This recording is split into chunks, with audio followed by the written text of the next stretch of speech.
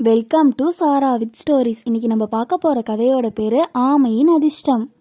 ஒரு அழகான காட்டுல நிறைய விலங்குகள் ஒன்னா கூடி சந்தோஷமா வாழ்ந்து வந்தாங்களாம். அப்படிதான் ஒரு நாள் விலங்குகள்லாம் கூடி திருவிழா நடத்தலான்னு முடிவு பண்ணாங்களாம். அந்த திருவிழாவை முன்னிட்டு நிறைய போட்டிகள் நடத்தினாங்களாம்.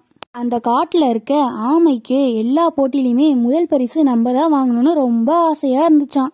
ஆமா, அந்த ஆசையை விளையாடும் போது தன்னோட நண்பர்கள் எல்லார்கிட்டயுமே சொன்னிச்சான். அப்ப நண்பர்கள் எல்லாருமே சேர்ந்து சிரிக்க ஆரம்பிச்சிட்டாங்களாம். அதுலயும் முக்கியமா முயல் நண்பன் வேகமா சிரிச்சே கலாச்சிக்கிட்டே இருந்தானா. உன்னால வேகமா நடக்க கூட முடியாது, நீ எல்லாத்துலயும் ஃபர்ஸ்ட் பிரைஸ் வாங்க போறியா, பாரு நீ தான் கடைசி எல்லா போட்டிலையும் அப்படின்னு சொல்லி சிரிச்சிச்சான் முயல்.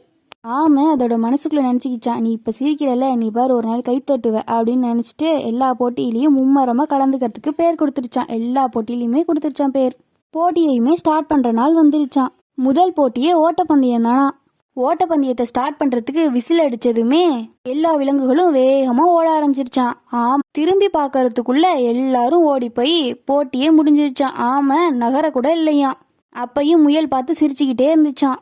சரி விடு, அடுத்த போட்டியில பாத்துக்கலாம் அப்படின்னு சொல்லி ஆமை தன் ஆறுதல் படுத்திக்கிட்டு அடுத்த போட்டிக்கு போச்சான். அடுத்த போட்டி நீச்சல் போட்டியான். நீச்சல் போட்டியில நம்ம தான் ஃபர்ஸ்ட் வருவோம், நமக்கு நீச்சல் நல்லா தெரியும்ல அப்படின்னு ஆமை கான்ஃபிடென்ஸா இருந்துச்சான். ஆனா நீச்சல் போட்டி ஆரம்பிச்சதும் வேகமா வாழை மீன் நீந்தி போய் ஃபர்ஸ்ட் ப்ரைஸை தட்டிட்டு போயிடுச்சான். ஆமை அப்புறமா சரி விடு, இந்த போட்டியில வேணாம், அடுத்த போட்டியில நம்ம ஜெயிச்சிடலாம் அப்படின்னு சொல்லி நினைச்சுக்கிட்டு அடுத்த போட்டிக்கு போச்சான். அப்படியே ஒவ்வொரு போட்டியா நடந்துகிட்டே இருந்துச்சான். எல்லா போட்டியிலுமே ஆமை தோத்துக்கிட்டே இருந்துச்சான். கடைசியா கண்டுபிடிக்கிற போட்டி அப்படின்னு சொல்லி ஒரு போட்டி நடந்துச்சான். அதுல காட்டுல இருக்க விலங்குகள் எல்லாம் ஒரு குறிப்பிட்ட இடத்துக்குள்ள போய் ஒளிஞ்சுக்குவாங்களாம். நரி தான் அதுக்கு நடுவராம். நரி கண்ணை மூடி 10 எண்ணத்துக்குள்ள எல்லாரும் போய் ஒளிஞ்சுக்கணுமா.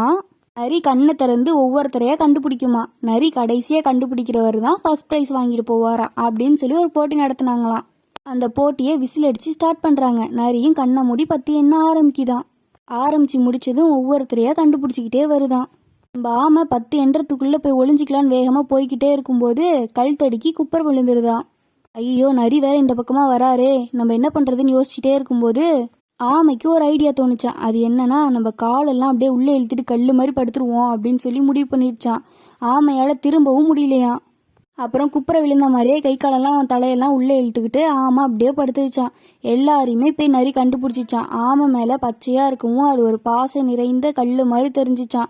அதனால நரியால கண்டுபிடிக்கவே முடியலையாம். எல்லாரையும் கண்டுபிடிச்சிட்டு கடைசியா ஆமையாரேன்னு தேடி ஆமை கிடைக்கவே இல்லைன்றதுனால ஆமை தான் ஃபர்ஸ்ட் ப்ரைஸ்ன்னு அறிவிச்சு ஆமையை கூப்பிடுறாங்க. அப்போ ஆமை நான் எங்க இருக்கேன் அப்படின்னு சொல்லி கவுந்த மாதிரியே கிடந்துச்சான். அப்ப அங்க பக்கமா போன ஆந்தை அதை கேட்டு அந்த ஆமையை நிமித்தி அந்த போட்டியில ஆமைக்கு முதல் பரிசு கொடுத்து எல்லாரும் பாராட்டினாங்களாம். இந்த கதையிலேருந்து நம்ம தெரிஞ்சுக்கிறது என்னன்னா, நம்ம முயற்சி பண்ணிக்கிட்டே இருக்கும்போது தோல்வி வந்தா நம்ம முயற்சியை நிறுத்தக்கூடாது.